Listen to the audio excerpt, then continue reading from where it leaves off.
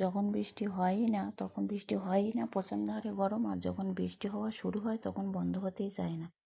আমি সকাল সকাল ঘুম থেকে উঠেই বৃষ্টির সময় বাজারে চলে গেছি ঘরের কিছু খাবার দাবার এবং ঠাকুরের ফুলের মালা, ঠাকুরের মিষ্টি এসবগুলোই নিয়ে এসেছি বাজার থেকে। আর এখানে আছে সকাল সন্ধ্যে চায়ের সাথে খাওয়ার জন্য কিছু খাবার দাবার, মানে ঘরেরই অল্প কিছু খাবার দাবার শেষ হয়ে গেছিলো। ও সাথে ঠাকুরের ফুলও নিয়ে এসেছি। সকলকে জানাই শুভ সকালের অনেক অনেক শুভেচ্ছা এবং ভালোবাসা। কদিন ঠান্ডা গরমের কারণে আমার গলাটা একদমই বসে গেছে, মনে হচ্ছে যেন একজন বয়স্ক মহিলা কথা বলছে, আমার তো এমনটাই মনে হচ্ছে।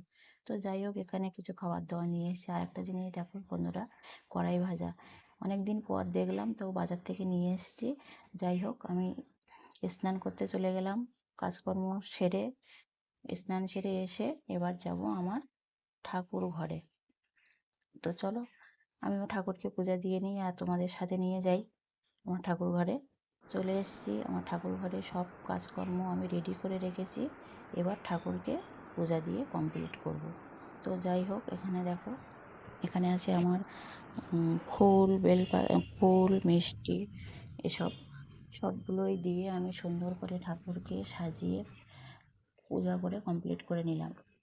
তোমরা অনেক বন্ধুরাই কমেন্ট করো যে এটা আমার রাধাকৃষ্ণ, কিন্তু আমার রাধাকৃষ্ণ না, এটা হচ্ছে আমার ঘরের লক্ষ্মীনারায়ণ। এই যে আমার যখন বিয়ে হয়েছিল তখন আমার শ্বশুরবাড়িতে এই লক্ষ্মীনারায়ণের পূজা হতো, মানে দুর্গা পুজোর পরে যে কোজাগরী লক্ষ্মী পূজা হয় না সেইটা। তো সেটাই আমার ঘরে এই যে লক্ষ্মীনারায়ণ, আর এই সাইডে আছে বাবা ভোলানাথ, সরস্বতী, বাবা লোকনাথ, মা তারা, এগুলোই আমার ঘরে ঠাকুর। তো যাই হোক, আমি ঠাকুরের পূজা দিয়ে কমপ্লিট করে নিলাম আর ঠাকুরের কাছে প্রার্থনা করলাম সবাই যেন ভালো থাকে, সুস্থ থাকে, এটুকুই ঠাকুরের কাছে প্রার্থনা করি।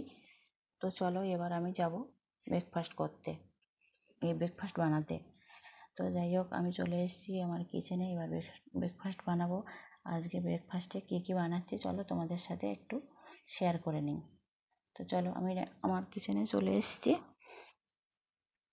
আর আমার কাজকর্ম রেডি হওয়ার পরে ব্রেকফাস্ট করে তো রান্নাবান্না করতে হবে।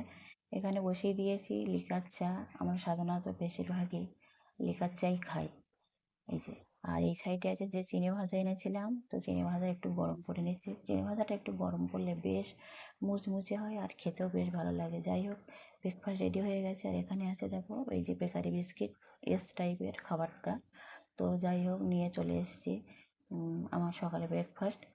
তো চলো আজকের ভিডিওটা এটুকুই, আবার দেখা হবে অন্য কোনো ভিডিওর সাথে নিয়ে। ভিডিওটা কেমন লাগলো বন্ধুরা অবশ্যই কমেন্টে জানাবে। সবাই সবার পাশে থাকবে। আবার দেখা হচ্ছে অন্য কোনো নতুন ভিডিওর সাথে নিয়ে, ততক্ষণে ভালো থাকবে। আজ তাহলে আসি, টাটা।